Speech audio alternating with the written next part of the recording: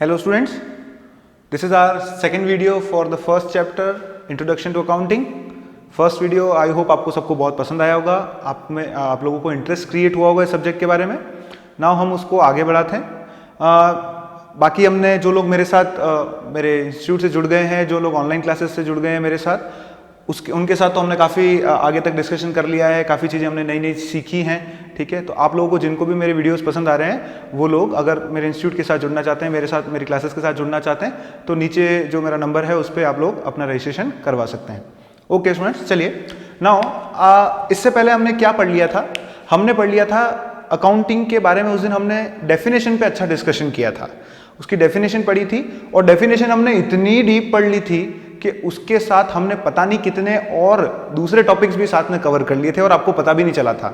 आज चलेगा, ठीक है? जो आपने उस दिन फर्स्ट वीडियो देखा और उसमें अपन इतने डीप में गए और अपन एक एक अकाउंटिंग की डेफिनेशन को इतना अच्छे से उसका डीप जो अपन ने उसको नॉलेज लेने की कोशिश की उससे, तो उससे आपको पता चलेगा कि हमने उस डेफिनेशन को पढ़ते पढ़ते कितनी और चीज़ें साथ में यूं ही सीख ली। ठीक है, आपको रटना कुछ नहीं पड़ेगा, कंसेप्ट स्ट्रांग होने चाहिए बच्चों, समझने से ही आएगा, बाकी कुछ समझ में नहीं आएगा। हालांकि ये तो थ्योरी है अभी, लेकिन ये थ्योरी इतनी स्ट्रांग बनानी है कि हमको लाइफ टाइम, ठीक है, जब भी कहीं पर भी जाएं बेसिक से बेसिक क्वेश्चन पूछे और हमारे पास उसके लिए बहुत अच्छे आंसर्स हों। ठीक है, ओके, चलिए नाउ आज हम स्टार्ट कर रहे हैं अकाउंटिंग प्रोसेस से। अकाउंटिंग प्रोसेस क्या होता है? सर ये अकाउंटिंग प्रोसेस तो आपने हमको पिछली वाले वीडियो में अच्छे से पढ़ा तो दिया था, आपने अकाउंटिंग की जो डेफिनेशन बताई थी ना, है ना, तो वो अकाउंटिंग की डेफिनेशन में आपने जो बताया था वो अकाउंटिंग प्रोसेस ही तो था। मैंने कहा हाँ, बात तो सही है। ठीक है, क्या बोला था अपन ने? अकाउंटिंग से art of recording, classifying, summarising, जो हमने पूरी डेफिनेशन पढ़ी थी, तो वो जो प्रोसेस है वो अकाउंटिंग का ही तो है। ठीक है, देखते हैं कैसे। चलिए, अकाउंटिंग के प्रोसेस में सबसे पहली स्टेप क्या होती है? सबसे पहली स्टेप होती है identification of financial transaction of the business. सबसे पहले हम क्या करते हैं? अकाउंटिंग कैसे करेंगे, उसका प्रोसेस क्या है। अकाउंटिंग क्यों करेंगे वो याद आ गया, क्योंकि हमको दो बेसिक ऑब्जेक्टिव पूरे करने हैं, दो इंपॉर्टेंट ऑब्जेक्टिव, है ना। सारे ऑब्जेक्टिव्स के बारे में अभी हम इसके बाद बात कर रहे हैं, इसके जस्ट इसके बाद, लेकिन दो इंपॉर्टेंट ऑब्जेक्टिव कि मेरे बिजनेस में आखिर चल क्या रहा है, मेरे बिजनेस में आखिर चल क्या रहा है। मैं अगर कोई बिजनेस करता हूं तो उसके नेट रिजल्ट्स कैसे पता करूं, मुझे फायदा हुआ नुकसान हुआ कैसे पता करूं, मेरे बिजनेस की फाइनेंशियल पोजीशन के बारे में कैसे पता करूं, तो उसके लिए मुझे अकाउंटिंग करनी पड़ती है। और अकाउंटिंग कैसे की जाती है? इस प्रोसेस को फॉलो करके। तो वो प्रोसेस क्या है वो मैं पिछले वीडियो में अच्छे से बता चुका हूं, लेकिन एक क्विक रिविजन पहले अपन जल्दी से कर लेते हैं। हम सबसे पहले क्या करते हैं, हम फाइनेंशियल ट्रांजेक्शन जो भी है बिजनेस के, उनको हम सबसे पहले आइडेंटिफाई करते हैं। कौन से ट्रांजेक्शन? ऐसे ट्रांजेक्शन्स बिजनेस के जो कि किस में एक्सप्रेस किए जाते हैं, इन टर्म्स ऑफ मनी। ठीक है, फिर उन ट्रांजेक्शन्स को सेकंड स्टेप में हम प्रोसेस में क्या करते हैं, अब उन ट्रांजेक्शन्स को हम पहले पहचान लेते हैं, फिर हमारी बुक्स ऑफ अकाउंट्स में रिकॉर्ड करते हैं। रिकॉर्ड किसके अंदर करते हैं? एक बुक होती है जिसका नाम होता है जर्नल, जनरल नहीं बोलना, जर्नल। ठीक है, जर्नल और सब्सिडरी बुक्स में भी रिकॉर्ड किया जाता है। ठीक है, लेकिन उसको हम बाद में देखेंगे, अभी एक बार बेसिकली याद रख लीजिए, रिकॉर्डिंग होती है जर्नल के अंदर। उसके बाद हम उस रिकॉर्डेड इंफॉर्मेशन को क्या करते हैं, और मीनिंगफुल बनाने के लिए क्लासिफाई करते हैं। और क्लासिफिकेशन किसमें होते हैं? Bye preparing ledger account. ये मैं पहले सब बता चुका हूं आपको पिछले वीडियो में, तो अगर जिसको ये डायरेक्ट सेकंड वीडियो देख रहा है तो उससे पहले वो फर्स्ट वाला वीडियो देख ले, उसके बाद ही उसको ये सेकंड वीडियो देखे, ताकि अच्छे से ये सारी चीजें उसको क्लियर हो जाएंगी। ओके, फिर हम उस क्लासिफिकेशन लेजर अकाउंट प्रिपेयर करते हैं, है ना। क्या करते हैं लेजर अकाउंट में? हम सर जितने भी ट्रांजेक्शन रिकॉर्ड किए हैं वो तो हमने एक बार क्रोनोलॉजिकल ऑर्डर में रिकॉर्ड कर लिए हैं। अब हम उन एक पर्टिकुलर ट्रांजेक्शन या एक हेड से रिलेटेड ट्रांजेक्शन जितनी बार हुआ है, एक पर्टिकुलर हेड, जैसे फॉर एग्जांपल सेल्स, है ना, तो सेल्स से रिलेटेड जितने ट्रांजेक्शन रिकॉर्ड हुए हैं उनको अब हम क्या करेंगे, उसको हम एक टेबल में ले जाके रख देंगे, एक टी शेप परफॉर्मर में ले जाके रख देंगे और उसका नाम हो जाए जैसे सेल्स अकाउंट। तो ये एक टेबल है, ये एक लेजर है। तो ऐसे हर एक ट्रांजेक्शन, एक पर्टिकुलर हेड से रिलेटेड ट्रांजेक्शन, एक पर्टिकुलर नेचर से रिलेटेड ट्रांजेक्शन को हम क्या करेंगे, एक एक उसके टेबल में डालते जाएंगे, ताकि हमको वहां से क्या हो जाए, वहां से हमको उन पर्टिकुलर हेड्स के फाइनल बैलेंसेस मिल जाए। अब पता तो चले कि सेल्स साल भर में, या अगर ईयरली मंथली आप लेजर अकाउंट प्रिपेयर करते हैं तो मंथ के अंदर टोटल सेल्स कितनी हुई है, क्योंकि पहले तो आपने सिर्फ लिखा है, अब उसका एक्चुअल बैलेंस क्या है वो तो हमें इंफॉर्मेशन को क्लासिफाई करने पर ही पता चलेगा। ठीक है, उसके बाद हम और क्या करते हैं अगली स्टेप में, क्योंकि अभी भी आपको प्रॉफिट लॉस पता चल गया क्या, रिकॉर्ड करने से, क्लासिफाई करने से सर नहीं पता चला। तो अल्टीमेट ऑब्जेक्टिव, सबसे पहले दो बेसिक ऑब्जेक्टिव क्या है सर, प्रॉफिट लॉस पता करना और फाइनेंशियल पोजीशन पता करना। तो मैंने कहा अभी अगली, यहां पर तो कुछ पता नहीं चला, अगली स्टेप में जाओ। अगली स्टेप में आए हम समराइजिंग के अंदर। समराइजिंग के अंदर सबसे पहले क्या किया हमने, जो लेजर अकाउंट थे ना हमारे सारे, उनके जो फाइनल बैलेंस आए, जैसे सेल्स का बैलेंस आया यहां से 1 लाख, ऐसे परचेज का बैलेंस आया 50,000, रेंट का बैलेंस आया 30,000। ये लेजर अकाउंट बनाने के बाद जो फाइनल बैलेंस बचे इनके, ठीक है, वो बैलेंसेस की हम एक लिस्ट बना लेते हैं। क्या बना लेते हैं, लिस्ट, ताकि हमको बार बार अलग अलग, जैसे आपके 1000 ट्रांजेक्शन हुए थे टोटल, इस एक मंथ में आपके 1000 ट्रांजेक्शन हुए, अगर मंथली की बात कर रहे हैं। 1000 ट्रांजेक्शन को पहले आपने क्या किया होगा, रिकॉर्ड करने के बाद हमने क्या किया होगा, हमने क्लासिफिकेशन किया होगा। तो एक नेचर के हेड वाले जितने भी ट्रांजेक्शन है उन सबको उसमें डाल दिया होगा, जैसे सेल्स वाले सेल्स में, परचेज वाले परचेज में। तो अगर आपने पूरे महीने में 100 बार सेल्स किया तो 100 सेल्स को अपन उठा के एक ही टेबल में रख देंगे और अब उसका क्या निकालेंगे, फाइनल बैलेंस। तो उससे हमको पता चल जाएगा कि महीने भर में सेल्स का बैलेंस कितना है ना। तो अब ऐसे करते करते हमने पता चला, तो हमने 40 या 50 लेजर बन गए अपने, ठीक है। 1000 ट्रांजेक्शन थे और बाद में जब हमने उसके लेजर बनाए तो 50 लेजर बने, ठीक है, 50 पेज पे वो लेजर बने हुए हैं। अब इन्फॉर्मेशन को बार बार लेजर अकाउंट में बैलेंस देखने तो बार बार पेज पलटो या कंप्यूटर की शीट्स पलटो, है ना। अगर कंप्यूटर में हम अकाउंटिंग कर रहे हैं, पहले मैनुअल होती थी तब तो और दिक्कत होती थी, ठीक है। तो अब क्या हो गया, हमने इस इन्फॉर्मेशन को और समराइज किया, अब समरी में ले आए। बिल्कुल समरी में कैसे ले आए, अब हमने ये जो लेजर अकाउंट जितने भी बनाए थे ना, इनके फाइनल बैलेंसेस की एक लिस्ट बना ली, ताकि ये बार बार लेजर अकाउंट को देखने की भी जरूरत नहीं। उस लेजर का जो फाइनल बैलेंस है, सेल्स का अभी अपने पास कितना बैलेंस है, कैश कितना पड़ा हुआ है, कैपिटल कितनी पड़ी हुई है, ठीक है, रेंट कितना टोटल खर्चा दे दिया है, ये सब चीजें जो अपन ने की हैं, उनके फाइनल बैलेंसेस को हमने एक लिस्ट में उतार दिया। उस लिस्ट को क्या बोलते हैं, ट्रायल बैलेंस। देखो कितनी समरी आ गई ना अब अपने पास। पहले तो हमको कुछ पता नहीं था, हमने पहले ट्रांजैक्शंस को आइडेंटिफाई करके रिकॉर्ड कर लिया, फिर क्लासिफाई कर लिया। अब अपने को कितनी मीनिंगफुल और कितनी समरी आ गई है। अब अपने पास सेल्स का, उसके सामने उसका बैलेंस लिखा हुआ है, परचेज टोटल इतना, रेंट टोटल इतना, कैश टोटल इतना, ठीक है, ऐसे सारे बहुत सारे, ट्रांसपोर्टेशन का एक्सपेंस इतना, ठीक है, ऐसे।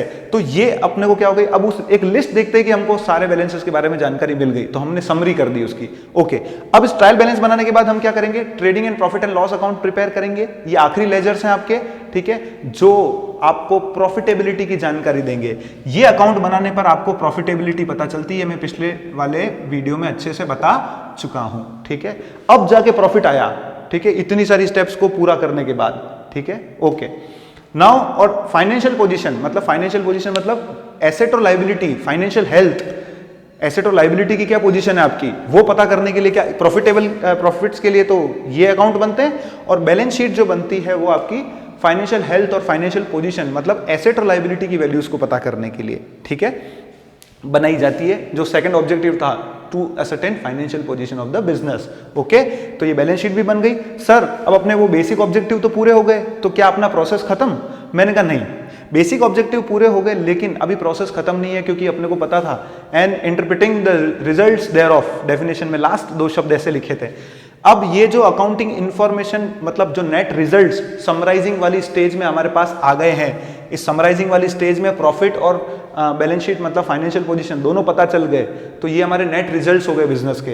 ये नेट रिजल्ट्स हमको मिल चुके हैं। अब इन नेट रिजल्ट्स का हम क्या करेंगे, अगली स्टेप में एनालिसिस करेंगे। जैसे मैंने आपको उस दिन एग्जांपल दिया था कंपैरिजन का।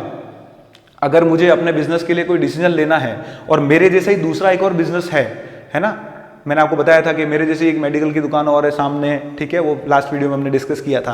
तो अगर मुझे डिसीजन मेकिंग लेनी है मेरे लिए, उस इंफॉर्मेशन को यूज करना है, ठीक है, तो उस इंफॉर्मेशन को यूज करने के लिए मुझे उस डेटा को या तो कंपेयर करना पड़ेगा मेरे जैसे किसी और फर्म के साथ, या और दूसरे बहुत सारे टूल्स हैं जिससे हम उस डेटा को एनालिसिस करेंगे और उसके बेसिस पर हमारे बिजनेस के लिए हम फ्यूचर में क्या लेंगे, डिसीजंस बनाएंगे। क्योंकि नेट रिजल्ट्स आ गए तो उसके बाद क्या, बस इतना पता करके भूल जाएं, खत्म कर दें उसको यहीं? नहीं सर। फॉर एग्जांपल आपको लॉस हो गया 1 साल, तो क्या करें, रोने बैठ जाएं, ठीक है, या दुखी हो जाएं, या बिजनेस बंद कर दें, या हम उस इंफॉर्मेशन जो अकाउंटिंग इंफॉर्मेशन नेट रिजल्ट्स आए उसको देखें, उसको समझें, उसको अलग अलग तरीके से एनालिसिस करें, और अब इस प्रॉफिट से वापस, इस लॉस से वापस प्रॉफिट पर कैसे आया जाए, इस लॉस को कैसे कम किया जाए, बिजनेस को और अच्छा से कैसे चलाया जाए, इसके बारे में हम बिजनेस के डिसीजन लें। तो अब ये जो इन्फॉर्मेशन आई है, उस इन्फॉर्मेशन को जानना तो मुझे था, लेकिन उस इन्फॉर्मेशन को जान के मेरी कहानी खत्म नहीं हुई, उसके बाद तो मुझे उस इंफॉर्मेशन को यूज करके अपने बिजनेस के लिए नए नए अच्छी अच्छी स्ट्रेटेजीज पॉलिसीज बना के मेरे बिजनेस को ग्रो करना था। तो वो वाला काम हम कहाँ करेंगे, एनालाइजिंग द रिजल्ट्स में, एनालिसिस वाली स्टेज में, इस स्टेप में। और यहाँ पर हम जैसे एनालिसिस का एक टूल मैंने बता दिया, कंपैरिजन करना, दो डेटा को कंपेयर करके या हमारी खुद के पिछले साल के अकाउंट्स को कंपेयर करके हमारे साथ इस साल के अकाउंट्स के साथ, और हम तरह तरह के डिसीजन हमारे बिजनेस के लिए ले सकते हैं। ठीक है। And the last one is communicate this information to its users. ठीक है। बाद में हमारा आखिरी क्या है कि ये जो अकाउंटिंग इंफॉर्मेशन आ चुकी है, अब ये जिस जिसके भी काम की है, जिन जिन यूजर्स के काम की है, उन यूजर्स को हम इस इंफॉर्मेशन को क्या करें, कम्युनिकेट करें, बताएं, ताकि जिसके हमारे बिजनेस की जो अकाउंटिंग इंफॉर्मेशन जो उसको यूजफुल है, जो उसको जरूरत है, जो उसकी नीड है, उसको जो उसके बेस पे कोई डिसीजन लेगा, उसको ये अकाउंटिंग इंफॉर्मेशन हम कम्युनिकेट करें। और ये आखिरी स्टेप है आपकी स्टेप 6। यहां जाके हमारा अकाउंटिंग प्रोसेस क्या हो जाएगा, खत्म। तो यहां से शुरू होगा, यहां पे खत्म होगा। आई होप आपको 6 की 6 स्टेप समझ में आ गई थी। हमारी अकाउंटिंग इंफॉर्मेशन की यूजर्स कौन है, इंटरनल और एक्सटर्नल, मैंने लास्ट वीडियो में डिस्कस किया है। ठीक है, आप वहां जाकर उसको देख लेते हैं। ठीक है। जैसे इंटरनल में मैनेजमेंट, ओनर, मैनेजमेंट और ओनर को ये अकाउंटिंग इंफॉर्मेशन क्यों चाहिए होती है, ताकि वो नेट रिजल्ट्स पता कर सके, है ना, कि उसके बिजनेस में क्या हुआ है आखिर, और साथ साथ वो उसके बेसिस पर, उस इंफॉर्मेशन के बेसिस पर एनालिसिस करके क्या कर सके, डिसीजन मेकिंग ले सके। ठीक है। तो ओनर और मैनेजमेंट को तो इसके लिए चाहिए होता है। ठीक है। ओनर ये देखता है कि मैंने जो इन्वेस्टमेंट किया है, क्या उससे मुझे बिजनेस में जो पैसा लगाया है उससे मुझे कुछ अच्छा रिटर्न मिल रहा है कि नहीं मिल रहा है। मैनेजमेंट देखता है कि अगर जो भी सिचुएशन है, जो भी नेट रिजल्ट्स हैं, उनको कैसे इंप्रूव किया जाए, बिजनेस को और कैसे ग्रोथ दी जाए, उसके लिए डिसीजंस लेने, तो वो इन्फॉर्मेशन हमारे अकाउंटिंग की बुक्स की इन्फॉर्मेशन को यूज कर लेता है। ठीक है। फिर एक्सटर्नल यूजर्स में मैंने कौन कौन बताए थे, एक मैंने बताए थे फाइनेंशियल इंस्टीट्यूशन। किसी फाइनेंशियल इंस्टीट्यूशन से हम लोन लेने गए, है ना, तो वो हमारी फाइनेंशियल हेल्थ को देख के, हमारी फाइनेंशियल स्टेबिलिटी को देख के हमको लोन देगा। ऐसे तो नहीं हम जाके, मैंने स्टोरी सुनाई थी कि मैंने कहा लाओ मुझे 5 करोड़ का लोन दे दो। ठीक है। लेकिन हमारे पास इतने प्रॉफिट्स नहीं थे और हमारे बिजनेस की टोटल एसेट्स और की पोजीशन भी इतनी अच्छी नहीं थी कि हमको कोई 5 करोड़ का लोन दे दे। मैंने एक छोटी सी दुकान में, ठीक है, एक छोटी सी स्टेशनरी की दुकान चलाता हूँ, छोटी सी शॉप के अंदर। ठीक है। मेरे बिजनेस का वॉल्यूम ही साल भर में मैं 20 लाख की सेल कर 50,000 की सेल कर लेता हूँ या 1 लाख की सेल कर लेता हूँ, और मैं उससे मांगने गया 5 करोड़ का लोन। तो वो हमारी बुक्स ऑफ अकाउंट्स मंगवाएगा, वो देखेगा कि हमारी क्या पोजीशन है, और उसके बाद क्या करेगा, वो ये डिसाइड करेगा कि हमें लोन देना चाहिए कि नहीं देना चाहिए। गवर्नमेंट ये डिसाइड करेगी कि हमारी टैक्स लाइबिलिटी कितनी बनती है ना। हमारी बुक्स ऑफ अकाउंट्स को देख के हम तो कुछ भी टैक्स जमा करा दें, तो गवर्नमेंट को कैसे पता चलेगा कि हमने उसको सही टैक्स दिया कि गलत। तो वो बोलती कि लाओ भैया तुम्हारी बुक्स ऑफ अकाउंट जमा कराओ, तुमने कितना सामान बेचा, कितने पैसे तुम्हारे पास आए, उस पर कितना टैक्स बनना चाहिए था, तो ये कितना सामान बेचा, ये कहाँ से पता चलेगा। ये सब हम कहाँ रिकॉर्ड करते हैं, अकाउंटिंग प्रोसेस के अंदर, बुक्स ऑफ अकाउंट्स के अंदर। ठीक है। तो उनको भी हमारी इस अकाउंटिंग इन्फॉर्मेशन की जरूरत पड़ती है to assess the tax liability of the business. ये सारी बातें मैं पिछली वीडियो में कर चुका हूं। ठीक है। और एक्सटर्नल यूजर कौन है, कॉम्पिटिटर्स। हमारे जो कॉम्पिटिटर हैं, हमारी जो राइवल फर्म्स हैं, वो भी हमारी अकाउंटिंग इन्फॉर्मेशन को यूज करती है ताकि वो अपनी फर्म के साथ, उनकी खुद की फर्म के साथ हमारी फर्म का डेटा कंपेयर करे, और उससे वो देखे कि वो और अपने बिजनेस को कैसे अच्छा बना सकते हैं, या हम कहाँ कहाँ पर जो हमारी पॉलिसीज है उसको कैसे इंप्रूव कर सकें। ठीक है। और कौन है अकाउंटिंग इन्फॉर्मेशन की यूजर्स, हमारे क्रेडिटर्स, जो हमको उधार पे सामान देते हैं। तो वो भी पहले देखेगा ना कि हम जिसको उधार पे सामान दे रहे हैं, क्या वो आदमी हमको पैसा चुका पाएगा। तो उसको कैसे पता चलेगा कि हम उसको पैसा चुका पाएंगे, वो हमारी बुक्स ऑफ अकाउंट्स को देखेगा। वहाँ से उसको पता चलेगा कि हमारी फाइनेंशियल पोजीशन अच्छी है क्या, हमारी सेल्स कितनी होती है, हमारा बिजनेस कितना बड़ा है। ठीक है। तो उसके हिसाब से वो हमको उधार देगा या नहीं देगा, वो डिसीजन लेगा। तो क्रेडिटर भी हमारे एक्सटर्नल यूजर्स हैं, किसके, इस अकाउंटिंग इन्फॉर्मेशन के। और कौन एक्सटर्नल यूजर्स है, इन्वेस्टर्स, जो लोग आपके बिजनेस में पैसा और इन्वेस्ट करना चाहते हैं। ठीक है। ठीक है। सोल प्रोप्राइटर के केस में तो नहीं होता, पार्टनरशिप के केस में या कंपनी के केस में। ठीक है। जो और लोग आपके बिजनेस में पैसा इन्वेस्ट करना चाहते हैं, तो वो पहले आपकी बुक्स ऑफ अकाउंट्स देखेंगे, वो आपकी अकाउंटिंग इन्फॉर्मेशन को देखेंगे, और वहां से वो जान पाएंगे कि आपके बिजनेस में क्या चल रहा है, आपका बिजनेस कितना बड़ा है, आप कितना प्रॉफिट कमाते हैं, आपकी फाइनेंशियल पोजीशन, एसेट्स लायबिलिटीज कितनी है, तो क्या आपके साथ पैसा, आपके अंदर पैसा इन्वेस्ट किया जाए या नहीं किया जाए। तो ये सारे यूजर्स जो हैं, इंटरनल और एक्सटर्नल, ठीक है, वो इस इंफॉर्मेशन को यूज करते हैं। ठीक है। मैंने आपको वापस बता दिया, एक बार मैंने आपको प्रोसेस भी समझा दिया। नाउ अब अपने को क्या करना है, अब अपने को एक्चुअली एक नया कंसेप्ट सीखना है, जो है difference between accounting and book keeping. मैंने ऑनलाइन सेशन वाली क्लास में तो बच्चों को बहुत अच्छे से पहले ही समझा दिया है। ये क्वेश्चन अकाउंटिंग और बुक कीपिंग, ये दो टर्म है, अकाउंटिंग एंड बुक कीपिंग, ये दो टर्म्स के बीच में डिफरेंस पूछा जाता है और आपके फर्स्ट यूनिट टेस्ट में तो ये कंसेप्ट आता ही आता है, सबके पूछेंगे ये वाला क्वेश्चन, ठीक है। अकाउंटिंग बुक कीपिंग आपके पास जो भी बुक है उसके तीसरे चौथे पेज पे आपको इसका डिफरेंस मिल जाएगा, ठीक है। मैं आपको एक बार, बाकी हमने डिटेल डिस्कशन हमारे ऑनलाइन सेशन में कर भी लिया है, मैं फिर भी आपको बेसिक कंसेप्ट जल्दी से एक बार इनका बता के और इसका डिफरेंस क्लियर करवा देता हूं, फिर हम ऑब्जेक्टिव्स और एडवांटेजेस की तरफ चलते हैं, ठीक है। Okay, now identification of financial transaction, recording और क्लासिफिकेशन, ये तीन क्या है सर? ये हमारे अकाउंटिंग प्रोसेस के शुरू की तीन स्टेज हैं, तीन स्टेप्स हैं। हम जब भी अकाउंटिंग प्रोसेस को फॉलो करेंगे अकाउंटिंग करने के लिए, तो हम तीन स्टेप, ये फिर चौथी, पांचवी और ये 6 स्टेप को हम फॉलो करेंगे। तो ये जो शुरू की तीन स्टेप्स हैं, कौन सी? आइडेंटिफिकेशन, रिकॉर्डिंग और क्लासिफिकेशन। क्या ये आपको, ये तीन स्टेप्स आपको आपके बेसिक ऑब्जेक्टिव, प्रॉफिट लॉस कितना हुआ बिजनेस को और फाइनेंशियल पोजीशन बिजनेस की कितनी है, ये बता देती हैं? क्या ये तीन स्टेप शुरू की आपको नेट रिजल्ट्स बिजनेस के शो कर देती हैं? नहीं सर, नहीं करती। क्यों? क्योंकि सर अभी तो आपने बार बार बताया, पिछले वीडियो में भी बताया क्या, कि सर नेट रिजल्ट्स जो है वो तो समराइजिंग वाली स्टेप में आते हैं। तो क्या समराइजिंग वाली स्टेप डायरेक्ट आ जाती है? नहीं सर, ये सब एक के बाद एक, बिना टूटे, बिना कोई भी स्टेप बीच में स्किप किए, हम वन बाय वन हम इसको फॉलो करते जाते हैं और फोर्थ स्टेप में हम समराइजिंग करते हैं और यहां से हमको नेट रिजल्ट्स मिलते हैं। समराइजिंग किसके ऊपर बेस्ड होती है? क्लासिफिकेशन। क्लासिफिकेशन किसके ऊपर बेस्ड होता है? रिकॉर्डिंग। और रिकॉर्डिंग किसके ऊपर बेस्ड होती है? कि पहले वो ट्रांजेक्शन पहचाने तो रिकॉर्ड करे, ठीक है, ओके। तो इसमें से कोई भी एक स्टेप हम स्किप नहीं कर सकते, ये तो आप समझ गए, और सब इंटर रिलेटेड हैं, ठीक है। चलिए, तो अब क्या आपका बेसिक ऑब्जेक्टिव जो प्रॉफिट लॉस निकालना था या फाइनेंशियल पोजीशन को पता करना था, वो आप कौन सी तीनों इन स्टेप्स में कर सकते हैं? नहीं सर, इन तीनों स्टेप्स से तो कभी भी नेट रिजल्ट पता नहीं चलते। अच्छा, तो मैंने कहा कहां पता चलते हैं? सर वो तो फोर्थ स्टेज में पता चलते हैं। मैंने कहा ओके। तो मैंने कहा फिर आप ये तीन स्टेप क्यों करते हो? आपने कहा सर अगर ये तीन स्टेप नहीं करेंगे ना तो चौथी होगी नहीं। बिल्कुल सही बात है सर, ये तीन स्टेप इसलिए करनी पड़ती है ताकि चौथी कर सके हम। समराइजिंग की स्टेज पे तभी आएंगे जब हम क्लासिफिकेशन, रिकॉर्डिंग और आइडेंटिफिकेशन इससे पहले कर चुके होंगे। मैंने कहा बिल्कुल सही बात है, अगर उल्टा जाए तो क्लासिफिकेशन, और अगर सीधा है तो आइडेंटिफाई करके, रिकॉर्ड करके, क्लासिफाई, ये प्रोसेस नहीं अपनाएंगे तब तक समराइजिंग कर नहीं सकते, इसलिए करनी पड़ती है। मैंने कहा ठीक बात है, कोई बात नहीं, लेकिन चलो ये एक बात हो गई कि समराइजिंग करने से पहले ये सब करना ही पड़ेगा, लेकिन फिर भी इन तीनों स्टेप को फॉलो करने से आपको मिलता क्या है? कुछ तो मिलता होगा। जैसे यहां इस वाली स्टेप को फॉलो करने से आपको प्रॉफिट मिल जाता है लास्ट में, ये स्टेज पे आने पे, ठीक है, ये अकाउंट बनाने से प्रॉफिट मिल जाता है। तो इन तीनों से क्या मिलता है?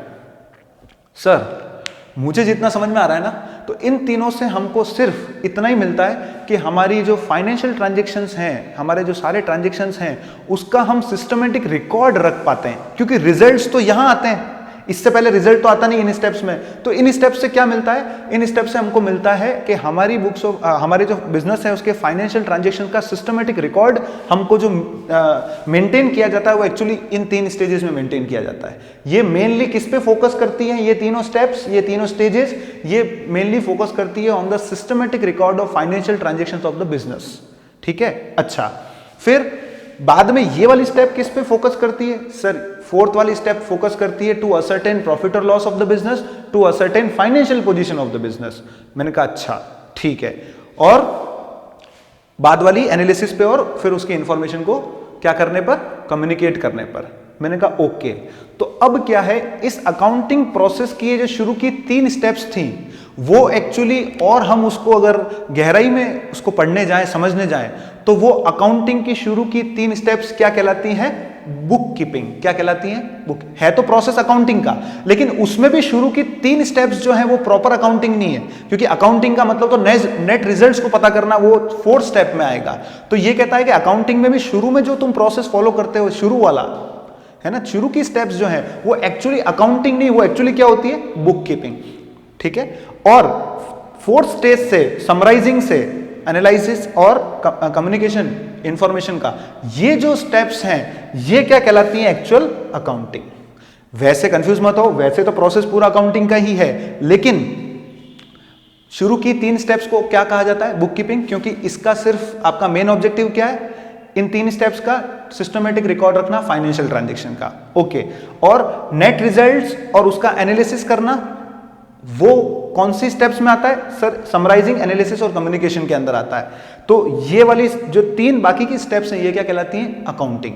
लेकिन कभी अकाउंटिंग का डेफिनेशन पूछेगा तो ये 3 स्टेप नहीं लिखनी है, वो तो सब कुछ वही है। लेकिन कभी पर्टिकुलर अकाउंटिंग और बुक कीपिंग का डिफरेंस पूछेगा, तब इस बात को ध्यान में रखना है। ठीक है, बाकी अकाउंटिंग प्रोसेस ही पूरा है, अकाउंटिंग की डेफिनेशन अपनी जगह पर है, वो यहीं से शुरू होती है, सब कुछ है।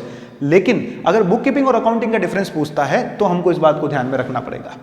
ठीक है, कि ये शुरू की 3 स्टेप्स बुक कीपिंग कहलाती है, क्योंकि इसका बेसिक ऑब्जेक्टिव क्या होता है? सिस्टमेटिक रिकॉर्ड रखना फाइनेंशियल ट्रांजैक्शन का। अकाउंटिंग क्या, कहां से स्टार्ट होती है? अकाउंटिंग स्टार्ट होती है, जो प्रोसेस है वो summarising, analysis of financial information and communication of information to its users. तो ये 3 स्टेजेस जो हैं वो क्या कहलाती हैं? अकाउंटिंग। ठीक है, ओके। अब ये इनकी डेफिनेशन में आ जाएगा, है ना? It is concern with identification of financial transaction, recording of transaction and classification of transaction, तो वो क्या कहलाती है? Book keeping. It is concern with summarising of financial transaction, analysis of financial results and communication of financial information to its users, वो क्या कहलाती है? Accounting. इन दोनों के मीनिंग डिफरेंस में ये आ जाएंगे, स्कोप में आ जाएंगे। नाउ अब नेक्स्ट है ऑब्जेक्टिव। बुक कीपिंग करने का ऑब्जेक्टिव क्या है? सिर्फ क्या करना? सर, सिस्टमेटिक रिकॉर्ड रखना फाइनेंशियल ट्रांजैक्शन का। जबकि अकाउंटिंग का आपका बेसिक ऑब्जेक्टिव क्या है? सर, अकाउंटिंग का बेसिक ऑब्जेक्टिव है कि हम उससे नेट रिजल्ट्स, मतलब प्रॉफिट और लॉस, फाइनेंशियल पोजीशन पता करना और उस इंफॉर्मेशन को यूज करना ताकि फ्यूचर में हम डिसीजंस ले सकें। ठीक है, ये इसका बेसिक ऑब्जेक्टिव है। क्लियर? ओके। अब मुझे बताओ कि कौन सा वाइडर स्कोप है और कौन सा नैरो स्कोप है। ठीक है सर, ये नैरो स्कोप है और ये वाइडर स्कोप है। ठीक है, एक्चुअली अकाउंटिंग वहां से स्टार्ट होती है जहां बुक कीपिंग क्या हो जाती है? एंड हो जाती है। जैसे ही बुक कीपिंग यहां एंड होती है और उसकी अगली स्टेप से क्या हो जाती है? अकाउंटिंग स्टार्ट हो जाती है। ठीक है, तो अकाउंटिंग जो है वो वहां शुरू होती है जहां बुक कीपिंग खत्म हो जाती है। ठीक है, चलिए फिर इसको कौन परफॉर्म कर सकता है? बुक कीपिंग को। आपको लग रहा है बुक कीपिंग कोई बहुत खतरनाक काम है? ये बड़ा एक रूटीन नेचर का जॉब होता है। कैसा जॉब होता है? रूटीन नेचर का, क्लरिकल नेचर का। ठीक है, अगर हम देखने जाएंगे जॉब कैसा है तो ये रूटीन नेचर का जॉब है और ये एनालिटिकल नेचर का जॉब है। देखो यहाँ एनालिसिस होता है ना सारी इंफॉर्मेशन का, तो ये एनालिटिकल नेचर का जॉब है। ठीक है, ये रूटीन नेचर का जॉब है। ये रूटीन नेचर का जॉब है, इसलिए ये जूनियर स्टाफ परफॉर्म करता है, जैसे जूनियर अकाउंटेंट्स हो गए, क्लर्क्स हो गए। ठीक है, और ये एनालिटिकल नेचर का जॉब है, तो इसके लिए क्या होता है? इसको कौन परफॉर्म करता है? सीनियर स्टाफ, क्योंकि इसके लिए आपको एनालिटिकल स्किल्स जो है अकाउंटिंग की वो पता होनी चाहिए। ठीक है, ओके। नेक्स्ट, इसको करने के लिए आपको कोई ज्यादा एडवांस स्किल्स अकाउंटिंग की नहीं आनी चाहिए, लेकिन बुक कीपिंग को करने के लिए एडवांस स्किल नहीं आनी चाहिए, लेकिन अकाउंटिंग करने के लिए आपको अकाउंटिंग की एडवांस स्किल्स के साथ आपको अच्छे से प्री ऑक्यूपाइड होना पड़ता है, तब जाके आप ये स्टेप्स को कर सकते हो अच्छे से। क्योंकि मैंने आपको फर्स्ट वीडियो में भी बताया था कि एनालिसिस करने वाला काम तो पर्टिकुलरली बहुत ही ज्यादा इंटेलेक्चुअल लोग जो होते हैं, अकाउंटिंग जो इस सब्जेक्ट को बहुत गहराई से जानते हैं, वो ही कर सकते हैं। ठीक है, चलिए उसके बाद ये आपका डिफरेंस कंप्लीट हो जाएगा। ठीक है, आप एक बार डिफरेंस के साथ गो थ्रू हो जाना बुक के अंदर। ठीक है, और होगा तो मैं आपके साथ यहाँ पर अभी एक शेयर भी कर दूंगा एक स्क्रीन पे। ठीक है, मैं आपको बेसिक फटाफट बता रहा था, अब आपको समझ में आ जाएगा, आप जल्दी से इसको याद कर लेंगे। बाकी हम लोगों ने इसको हमारे ऑनलाइन सेशन में बहुत डीपली अच्छे से पहले डिस्कस कर भी लिया है। ठीक है, तो जो बच्चे जुड़े हुए हैं उनको तो ये पहले से अच्छे से आता है, कोई नई बात उनके लिए नहीं है। ओके स्टूडेंट्स, ये मैंने शॉर्ट में समझा दिया बुक कीपिंग अकाउंटिंग, लेकिन सारी बात कवर हो गई है। अब आप पढ़ेंगे तो आपको बात समझ में आ जाएगी। ठीक है, ओके। नाउ अब हम आते हैं ऑब्जेक्टिव्स ऑफ अकाउंटिंग के ऊपर। किसके ऊपर आते हैं हम? Objectives of accounting. Sir objective तो आ गए थे ना, पर अपन ने सिर्फ 2 ही ऑब्जेक्टिव लिए थे, और भी ऑब्जेक्टिव हैं अकाउंटिंग के। आपने कहा ठीक है सर। अब देखो, अपन ने इस इंफॉर्मेशन को अकाउंटिंग के बारे में इतना डिस्कशन कर लिया ना बच्चों, कि आपको ये सारी बातें अब जो मैं बताना वाला हूं वो वैसे ही आती हैं, बस आपको बतानी है कि कौन सी चीज कहां है। ठीक है, मैं आपसे 2 टॉपिक डिस्कस कर रहा हूं, ऑब्जेक्टिव्स ऑफ अकाउंटिंग और एडवांटेजेस ऑफ अकाउंटिंग। मजे की बात यह है कि दोनों एक जैसे ही हैं। अब अगर आप समझेंगे तो आपको रटना नहीं पड़ेगा, वरना बच्चे बैठ के क्या करेंगे, दोनों को अलग अलग रटेंगे और फिर कंफ्यूज भी होंगे कि सर दोनों में तो बहुत एक जैसा है, तो हमको तो समझ ही नहीं आ रहा क्या ऑब्जेक्टिव और क्या एडवांटेजेस है अकाउंटिंग के? अरे समझोगे तो सब समझ में आ जाएगा, रटोगे तो गड़बड़ हो जाएगी। चलो देखो, बेसिक दो ऑब्जेक्टिव तो आप सबको पता है, कौन से? टू डिटरमाइन या टू असर्टेन प्रॉफिट और loss, second to ascertain financial position of the business.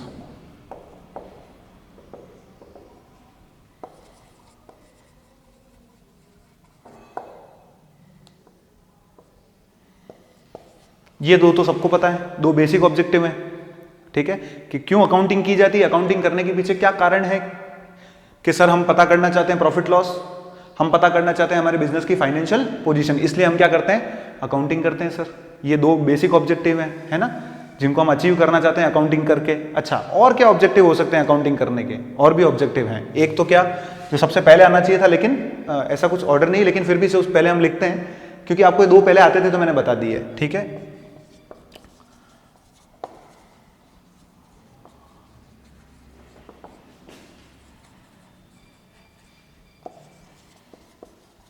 To keep systematic record of financial transactions, ठीक है।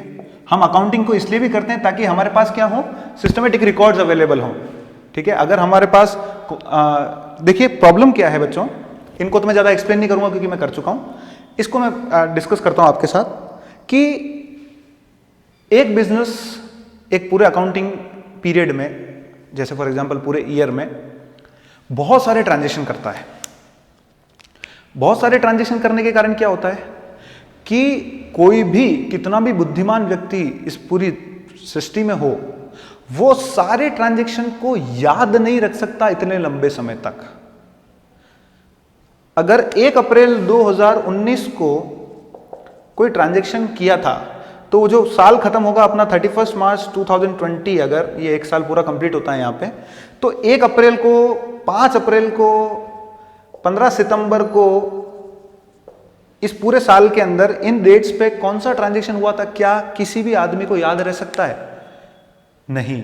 कोई याद कर सकता है कि हाँ इस दिन इतनी बजे ये ट्रांजैक्शन हुआ तो वो याद रख लेगा? नहीं, क्योंकि ह्यूमन मेमोरी का बेटा एक लिमिटेशन है ना, वो याद तो नहीं रख सकती।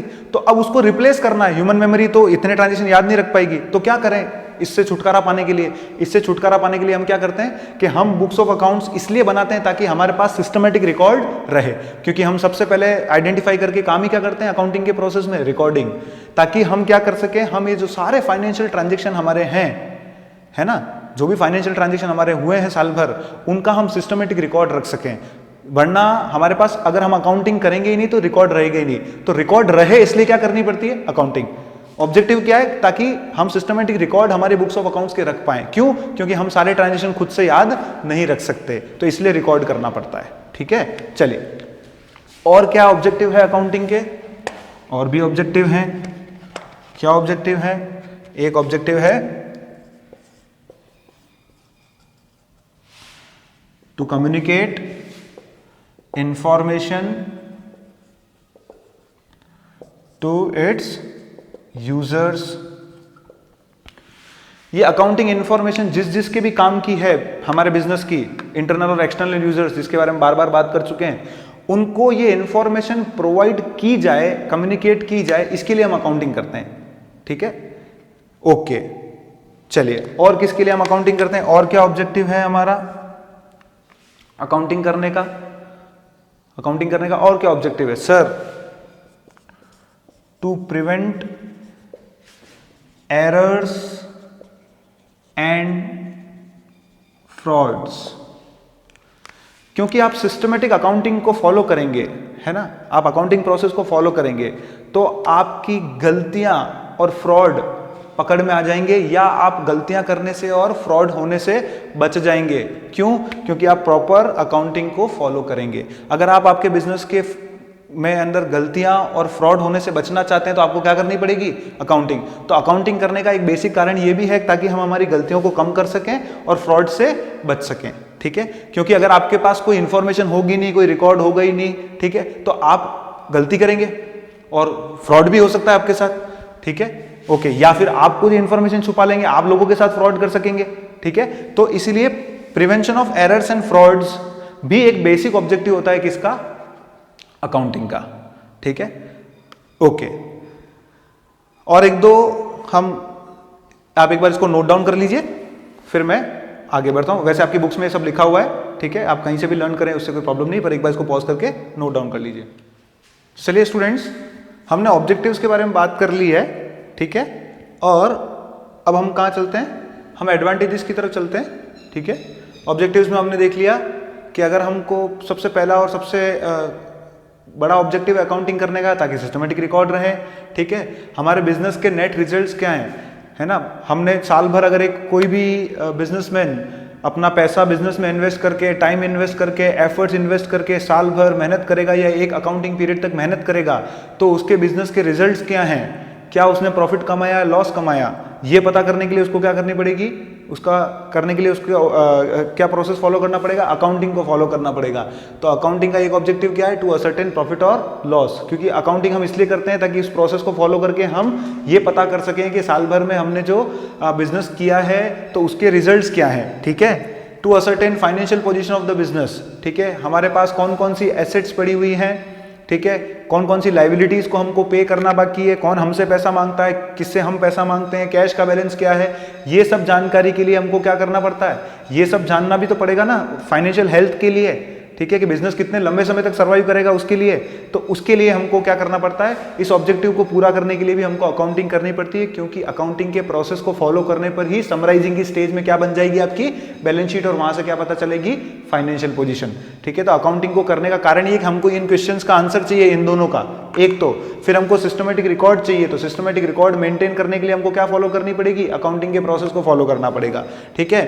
फिर हमको अकाउंटिंग इंफॉर्मेशन जो भी उसके यूजर्स हैं, है ना, चाहे क्रेडिटर्स हो, इन्वेस्टर्स हो, बैंक हो, गवर्नमेंट हो, खुद मैनेजमेंट हो, ओनर हो, उन सबको ये इंफॉर्मेशन प्रोवाइड करने के लिए, इस बिजनेस के बारे में जरूरी जानकारियां देने के लिए पहले वो जानकारी पता भी तो करनी पड़ेगी, और वो जानकारी पता किससे की जाती है, पहले हम उस जानकारी को अकाउंटिंग प्रोसेस को फॉलो करके लिखते हैं और उसके नेट रिजल्ट्स को पता करते हैं, और फिर वो इन्फॉर्मेशन हम क्या कर पाएंगे, अपने यूजर्स को पहुंचा पाएंगे, ठीक है। तो हम अपने अगर जो भी इस अकाउंटिंग इन्फॉर्मेशन के यूजर्स हैं, जो इंटरनल और एक्सटर्नल पार्टीज हैं हमारे बिजनेस की, उनको अगर हम इंफॉर्मेशन प्रोवाइड करना चाहते हैं तो पहले इंफॉर्मेशन हम मेंटेन तो करें, ठीक है। तो इसके लिए हमको अकाउंटिंग करनी पड़ती है, ठीक है। हम गलतियों को और एरर्स को प्रिवेंट करना चाहते हैं और फ्रॉड्स को डिटेक्ट करना चाहते हैं हमारे बिजनेस के, ठीक है। अच्छा, फॉर एग्जांपल आप कहीं ये लिखते ही नहीं हो कि आपके बिजनेस के ट्रांजेक्शन के रिकॉर्ड होते ही नहीं है ना, आप कोई अकाउंटिंग करते ही नहीं हो, आप तो जो हो रहा है बिजनेस में होता है उसको देखते रहते हो, ठीक है। आपके यहाँ एक बिजनेस में, आपकी दुकान पे या आपके फर्म के ऊपर एक कोई कैशियर बैठता है, ठीक है, वो क्या करता है, रोज आपके दुकान के जो कैश बॉक्स है उसमें से 500-500 रुपये निकाल के ले जाता रहता है, ठीक है। तो अगर आप कोई इन्फॉर्मेशन मेंटेन ही नहीं करोगे, कोई सिस्टमेटिक प्रोसेस फॉलो ही नहीं करोगे, ट्रांजेक्शन को लिखोगे ही नहीं, ठीक है, मतलब अकाउंटिंग के प्रोसेस को फॉलो नहीं करोगे, तो वो रोज आपके यहाँ से 500 रुपये ले जा रहा है, आपको कभी पता चलेगा? क्यों? क्योंकि आपके पास तो कोई रिकॉर्ड ही नहीं, आप किससे मैच करोगे? वरना अगर आपके पास रिकॉर्ड होगा तो आप रोज लिखोगे कि कल आज सुबह तक दुकान में इतना कैश पड़ा हुआ था, दिन भर में इतना पैसा आया गया, वो भी लिखा हुआ है, फिर शाम को वापस आप टैली करोगे उसको कि सुबह इतना पैसा पड़ा हुआ था, इतना पैसा दिन भर में आया, इतना गया, तो शाम को इतना पैसा और पड़ा होना चाहिए। तो ये सब आपको कहाँ से पता चलेगा? ये तब पता चलेगा ना जब आप अकाउंटिंग के प्रोसेस को फॉलो करोगे, रिकॉर्ड्स रखोगे सिस्टमेटिक सारे ट्रांजेक्शन के, तो आपको सारी इन्फॉर्मेशन मिलती जाएगी। वरना कोई भी आपके साथ फ्रॉड कर सकता है, आप उस फ्रॉड को कभी पकड़ ही नहीं पाओगे। लेकिन अगर आप अकाउंटिंग के प्रोसेस को फॉलो कर रहे हो और किसी ने आपके दुकान से 500 रुपये निकाल लिए, तो आपको शाम को आपका कैश का बैलेंस मैच ही नहीं करेगा और आपको फट पता चल जाएगा कि कहीं ना कहीं गड़बड़ हुई है, किसी ने पैसे लिए या हम किसी से लेना भूल गए। तो आपको फ्रॉड को डिटेक्ट करने में हेल्प मिलेगी with the help of accounting. तो एक ऑब्जेक्टिव ये भी है कि हम एरर्स को प्रिवेंट करें और फ्रॉड्स को डिटेक्ट कर पाएं, ठीक है। चलिए, और भी हम एक दो चीजें डिस्कस कर सकते हैं इसके अंदर ऑब्जेक्टिव, पर सारे बेसिक ऑब्जेक्टिव यही हैं, ठीक है। एक ऑब्जेक्टिव ये भी होता है कि हम ये चेक करें, to check the growth of firm every year, ठीक है। अकाउंटिंग करने का एक ऑब्जेक्टिव ये भी होता है कि हम हर साल हमारे बिजनेस की ग्रोथ को क्या कर सके, चेक कर सके कि क्या ग्रोथ हुई है या कंपैरिजन कर सके, ठीक है। तो ये कंपैरिजन भी, ग्रोथ भी हम पता करें। वो कैसे पता करें? अगर आपके पास कोई अकाउंटिंग इन्फॉर्मेशन होगी, आपके पास प्रॉफिट्स होंगे, आपके पास एसेट्स लायबिलिटीज की वैल्यूज होंगी, तो ही तो आप कंपेयर करके पता करोगे कि बिजनेस आगे बढ़ा है कि पीछे हट गया, है ना, उसने आगे ग्रोथ किया कि नहीं किया। तो ये आप कैसे पता करोगे? इस ऑब्जेक्ट को पूरा करने के लिए आपको क्या करना पड़ेगा? आपको अकाउंटिंग प्रोसेस फॉलो करना पड़ेगा, वहां से आपको रिजल्ट्स मिलेंगे और वहीं से आप ये पता कर पाओगे कंपैरिजन करके कि आपके बिजनेस को ग्रोथ हुआ है या नहीं हुआ है। ठीक है, चलिए, तो ऐसे ये कुछ ऑब्जेक्टिव्स को पूरा करने के लिए हम क्या करते हैं? अकाउंटिंग करते हैं। अब मजे की बात यह है कि इसके एडवांटेजेस क्या हैं, अकाउंटिंग के एडवांटेजेस क्या हैं, अकाउंटिंग के फायदे क्या क्या हैं। ठीक है, तो देखिए यहां पर जो ऑब्जेक्टिव थे ना, जब वो ऑब्जेक्टिव पूरे हो जाएंगे तो वही हमारे अकाउंटिंग के फायदे हो जाएंगे। जैसे आपका सबसे पहला ऑब्जेक्टिव क्या था? टू कीप सिस्टमेटिक रिकॉर्ड, है ना, ताकि अकाउंटिंग करने से, अकाउंटिंग क्यों करते हैं? ताकि सिस्टमेटिक रिकॉर्ड रहे। और जैसे ही अकाउंटिंग करोगे तो अकाउंटिंग का फायदा क्या हो जाएगा? ये अकाउंटिंग का एडवांटेजेस में सबसे पहले आ जाएगा, it helps in keeping systematic records, है ना, मजे की बात। वही अकाउंटिंग इंफॉर्मेशन का फायदा क्या है? अगर आप अकाउंटिंग क्यों कर रहे हो? ताकि रिकॉर्ड रहे। और अकाउंटिंग कर लोगे तो फायदा क्या हो जाएगा? वही बात है, घुमा दिया उसने, बात को कहने का तरीका बदल गया। अकाउंटिंग क्यों करना चाहते हो? ताकि रिकॉर्ड रहे, हम सारे ट्रांजेक्शन याद नहीं रख सकते, तो सारे सिस्टमेटिक रिकॉर्ड रहे, इसलिए अकाउंटिंग करते हैं। ये ऑब्जेक्टिव था, है ना, इसलिए करनी पड़ रही है अकाउंटिंग, ताकि सिस्टमेटिक रिकॉर्ड रहे। और जैसे ही अकाउंटिंग हो गई, इस अकाउंटिंग को करने का फायदा क्या हुआ? कि इस अकाउंटिंग को करने से हमारे पास क्या आ गए? हमारे इस अकाउंटिंग ने हमको हेल्प किया कि हम क्या रख सकें? Systematic records of transaction. देखो वही बात है, वो फायदा ही बन गया, है ना, वही ऑब्जेक्टिव हमारा बेनिफिट बन गया, अकाउंटिंग का फायदा हो गया। अकाउंटिंग करने से आपको क्या फायदे होते हैं? ये फायदा होता है साहब कि हम सिस्टमेटिक रिकॉर्ड रख पाते हैं। दूसरा, it helps in determining profit और लॉस। चलिए सर, ये तो ऑब्जेक्टिव भी तो था। हाँ, हम अकाउंटिंग इसलिए करते थे ताकि हमको क्या पता चले? प्रॉफिट और लॉस। और अकाउंटिंग करने का फायदा क्या है? कि अकाउंटिंग करने से आपको हेल्प मिलती है ये पता करने में कि आपका प्रॉफिट हुआ है या लॉस। चलिए वही बात हो गई वापस, है ना, it helps in determining profit और लॉस। कहने का तरीका बदल गया, बात वही है। जैसे ही आपके ऑब्जेक्टिव, अकाउंटिंग करने से उसके ऑब्जेक्टिव पूरे होंगे, वैसे ही वो आपके क्या बन जाएंगे? उसके एडवांटेजेस बन जाएंगे। ठीक है, इट हेल्प्स इन, नेक्स्ट क्या था? Determining financial position of the business. ठीक है, ओके। आप अकाउंटिंग की मदद से क्या पता कर सकते हैं? सर, हम अकाउंटिंग की मदद से ये पता कर सकते हैं कि हमारे बिजनेस की फाइनेंशियल पोजीशन क्या है। तो अकाउंटिंग ने मदद की ना, अकाउंटिंग का फायदा हुआ ना कि हमको हमारे बिजनेस की फाइनेंशियल पोजीशन पता चल गई बैलेंस शीट बना के, है ना। ओके, चलिए, और क्या फायदा हुआ बिजनेस अकाउंटिंग से आपको? सर, अकाउंटिंग से हमने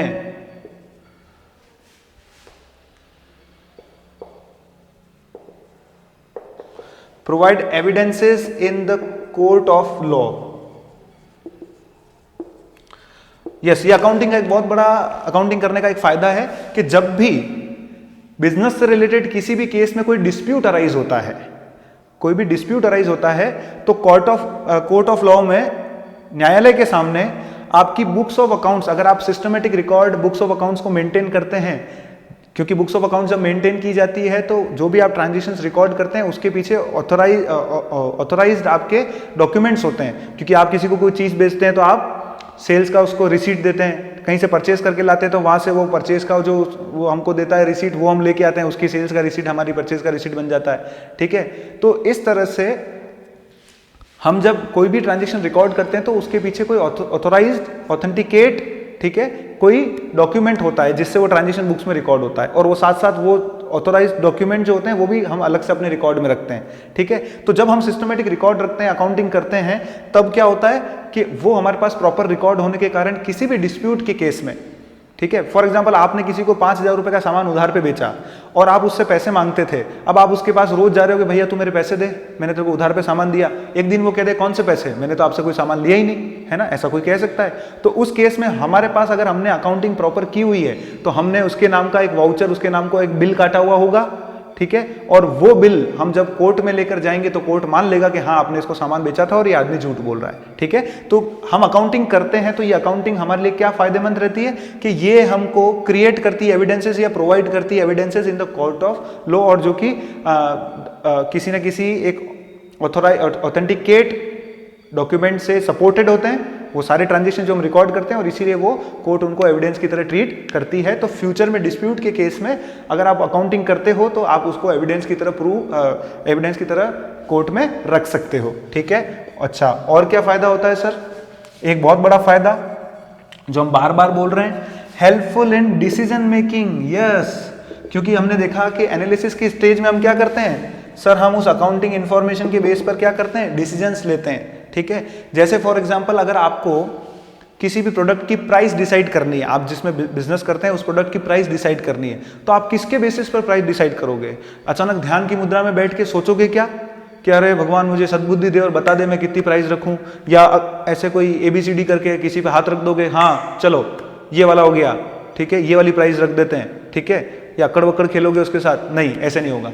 हम हमारी प्रॉपर बुक्स ऑफ अकाउंट्स को, हम बहुत सारी अकाउंटिंग इन्फॉर्मेशन को देखेंगे, उसको समझेंगे और उसको एनालाइज करने के बाद हमारी सेल्स प्राइस को फिक्स करेंगे। हमारे बिजनेस के अंदर हमको एक फैक्ट्री और लगानी है, फॉर एग्जांपल हमारी इच्छा है कि हम एक फैक्ट्री और लगाएं, ठीक है, तो क्या पंडित जी से जाके पूछेंगे कि पंडित जी बताओ अभी लगाऊं कि नहीं लगाऊं? ठीक है, वो पूछ भी लोगे लेकिन तुम तब तक नहीं लगा सकते जब तक आप अपनी बुक्स ऑफ अकाउंट्स को देख के ये नहीं सोचो कि क्या ये सही समय है और इन्वेस्टमेंट करने का, क्या मुझे फायदा मिलेगा नहीं मिलेगा। ये सब जानकारी आप कैसे पता करोगे? पंडित जी से नहीं करोगे, पंडित जी मुहूर्त निकाल देंगे खाली, आपको ये सब जानकारी कौन देगा? ये जानकारी कौन देगा? आपकी बुक्स ऑफ अकाउंट्स। उसको देख के आप ये डिसीजन ले पाओगे। आपको मेरी बातें समझ में आ रही है? चलिए, और भी क्या अपने पास एडवांटेजेस है अकाउंटिंग के? और भी हैं, देखिए बहुत इंपॉर्टेंट।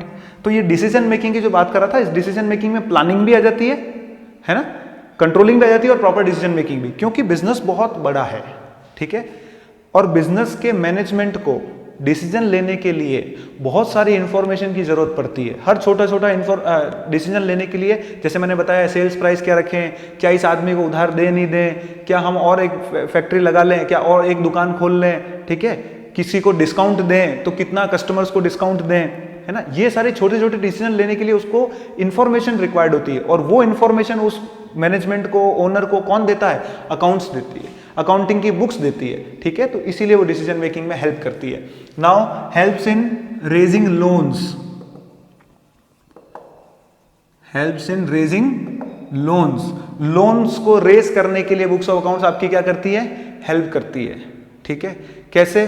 क्योंकि मैंने आपको शुरू में भी बताया था कि ये इंफॉर्मेशन हम किसको प्रोवाइड करते हैं? यूजर्स को। जैसे बैंक्स भी हमारी अकाउंटिंग इंफॉर्मेशन देखते हैं, क्यों देखते हैं? हमारी फाइनेंशियल कैपेसिटी देखने के लिए, और उसके बेसिस पर वो हमको लोन देते हैं। अगर आपकी books of accounts proper maintained है तो आप किसी बैंक के पास लोन लेने जाएंगे तो वो आपकी प्रॉपर बुक्स ऑफ अकाउंट्स देखेगा, उसको वहां से उसको सारी जानकारी मिलेगी और उस बेस पे वो आपको लोन दे पाएगा। अगर आप अपनी बुक्स ऑफ अकाउंट्स आप मेंटेन ही नहीं करते हैं तो अगर आप किसी के पास लोन मांगने जाएंगे तो वो बैंक आपको कहेगा लाइए जरा आपके 3 साल के बुक्स ऑफ अकाउंट्स दिखाइए, हम देखते हैं हम आपको कितना लोन दे पाएंगे आपके बिजनेस की कंडीशन को देखते हुए, ठीक है। वो कंडीशन वो उसको कहां से पता चलेगी? हमारी बुक्स ऑफ अकाउंट्स को देखने पर। अगर बुक्स ऑफ अकाउंट्स होगी नहीं तो सर आपको कोई लोन देगा ही नहीं, कोई बैंक लोन नहीं देगा।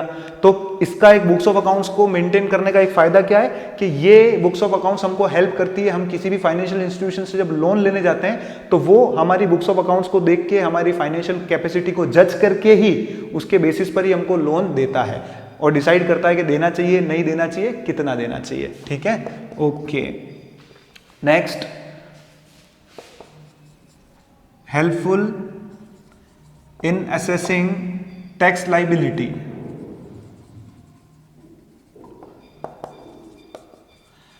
आपको पता है कि बिजनेस जो है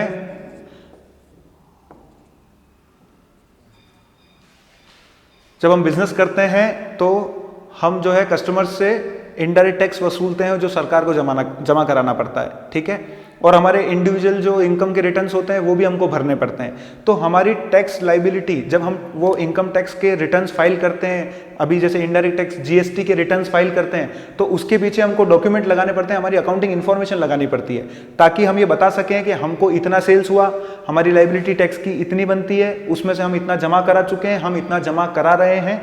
ये सब इंफॉर्मेशन, या हमको कितना टैक्स पे करना है, या सरकार देखती है क्या जो आपने टैक्स पे किया है वो सही किया है, उतना ही टैक्स आपकी लाइबिलिटी में आता है कि नहीं आता है। ये सब जानकारी हमको किसकी मदद से मिलती है? बुक्स ऑफ अकाउंट्स की मदद से। तो बुक्स ऑफ अकाउंट्स हमको ये हेल्प करती है, हम हमारी टैक्स लायबिलिटी को पता कर सकें, ठीक है। और समय समय पर जब हम गवर्नमेंट को ये रिटर्न्स फाइल करते हैं तो उसके साथ ये इन्फॉर्मेशन जाती है जो हेल्प करती है गवर्नमेंट को भी ये पता करने में कि हमारा टैक्स कितना बनता था और हमने कितना टैक्स दिया है। वरना अगर आप बुक्स ऑफ अकाउंट्स मेंटेन ही नहीं करोगे तो इन सब के बारे में आपको जानकारी दे नहीं पाओगे, ना आप अपनी टैक्स लायबिलिटी कैलकुलेट कर पाओगे, ना गवर्नमेंट कभी ये जज कर पाएगी कि आपको कितना टैक्स देना था, आपने दिया है या नहीं दिया है, ठीक है। चलिए, और क्या आपका एडवांटेजेस हो सकता है इनके अलावा, देखो कितने लिख लिए, 1 2 3 4 5 6 एंड 7, ठीक है। और बहुत सारी बातें हैं, बहुत सारी हेल्पफुल है। अब हम ये भी लिख सकते हैं, it helps in prevention of errors and detection of frauds, है ना। जो ऑब्जेक्टिव था वही वापस एडवांटेज भी बन जाएगा, ठीक है ना। बन जाएगा कि नहीं बन जाएगा, ठीक है। एक और इसका अच्छा हम एडवांटेज लिख सकते हैं, इनेबल्स कंपैरेटिव स्टडी, है ना। अगर डिसीजन मेकिंग के लिए, एनालिसिस के लिए दो तरह के कंपैरिजन होते हैं, इंटर फर्म, इंट्रा फर्म, ठीक है। इंटर फर्म, इंट्रा फर्म, मतलब इंटर फर्म का तो मतलब हो गया एक फर्म का दूसरी फर्म के साथ। अगर अकाउंटिंग दोनों फर्म्स करती होंगी तो डेटा कंपेयर होगा, तो उसको देख के कोई डिसीजन होगा। अब अकाउंटिंग करोगे नहीं तो वो कभी कंपैरिजन नहीं हो सकता। तो अकाउंटिंग करने का एक फायदा क्या है कि अकाउंटिंग हमको इस लायक बनाती है कि हम अपने डेटा को दूसरी फर्म्स के साथ भी और हमारे खुद के प्रीवियस ईयर के डेटा के साथ भी कंपेयर कर सकें। तो अकाउंटिंग हमको इस लायक बनाती है कि हम क्या कर सकें, हमारे फाइनेंशियल डेटा को दूसरी फर्म्स के साथ और खुद के साथ हम कंपेयर कर सकें, ठीक है। आई होप आपको ये सारे एडवांटेजेस अच्छे से समझ में आ गए होंगे। देखो वही ऑब्जेक्टिव एडवांटेजेस में कन्वर्ट हो गए ना, अब आपको कुछ रटने की जरूरत नहीं है। आप एक बार पढ़ोगे आपको सारी बातें क्लियर हो जाएगी और आपको कभी वापस ये याद नहीं रखना पड़ेगा। ये अब मैं श्योर हूं, इतना अच्छे से डिटेल में मैंने आपको समझा दिया, ठीक है। ओके, इस थ्योरी को इतना समझाता ही नहीं है कोई बेटा, ठीक है। मैं समझा रहा हूं ताकि आपको ये बिल्कुल डेप्थ में अच्छे से पता चल जाए और आपको ये पता चले कि आप अकाउंटिंग करोगे कैसे करोगे, वो तो साल भर करेंगे। जर्नल कैसे बनेगी उस पर चैप्टर है, लेजर अकाउंट कैसे प्रिपेयर होंगे उस पर चैप्टर है, ट्रायल बैलेंस कैसे बनाया जाएगा वो पूरा एक चैप्टर बना के सिखाऊंगा, ठीक है। लास्ट तक पूरा चैप्टर है, फाइनल अकाउंट्स लास्ट में आएगा, है ना। तो वो करेंगे कैसे, वो तो पर क्यों करेंगे, क्या फायदे हैं, वो सब भी तो समझना पड़ेगा, ठीक है। वो हमने यहाँ समझ लिया अच्छी तरह से। अब इस चैप्टर में एक टॉपिक रहता है आपका लिमिटेशंस ऑफ अकाउंटिंग, जो मैं नेक्स्ट पार्ट में लाऊंगा, ठीक है। एक अकाउंटिंग और अकाउंटेंसी का डिफरेंस है, वो मैंने ऑनलाइन सेशंस में डिस्कस कर लिया है, ठीक है। फिर भी हम और टाइम मिलेगा, हम नेक्स्ट टाइम उसको डिस्कस करेंगे। फिर हम सेकंड चैप्टर स्टार्ट कर देंगे जहां हम आपको बेसिक टर्म्स सिखाएंगे अकाउंटिंग की। जैसे अभी हमने बोला प्रोप्राइटर, कैपिटल, है ना, एसेट, लाइबिलिटी, प्रॉफिट, लॉस, ठीक है। ये सारी और भी बहुत सारी, डेप्रिसिएशन, बैड डेट, ठीक है। हम बहुत सारी टर्म्स को डिस्कस करेंगे, ठीक है। वहां पर हम बेसिक टर्मिनोलॉजी जो हम डे टू डे की भाषा में रोज जिन शब्दों का प्रयोग करेंगे अकाउंटिंग के अंदर, उसको पहले समझना पड़ेगा कि उसका मतलब क्या होता है, ठीक है। फिर थर्ड चैप्टर हम पढ़ेंगे अकाउंटिंग के प्रिंसिपल्स के बारे में, रूल्स के बारे में, और फिर हम अकाउंटिंग करना शुरू करेंगे, ठीक है। चलिए, आई होप आपको अच्छे समझ में आया होगा। मेरे साथ ऑनलाइन क्लासेस में जुड़ने के लिए, रजिस्टर करने के लिए आप लोग नीचे दिए हुए नंबर पे रजिस्टर कर सकते हैं, ठीक है, मेरे मोबाइल नंबर पे या व्हाट्सएप नंबर पे, ओके। आई होप आपको समझ में आया होगा, मजा भी आ रहा होगा। हम नेक्स्ट क्लास में और डिस्कशंस करते हैं। Okay, thank you.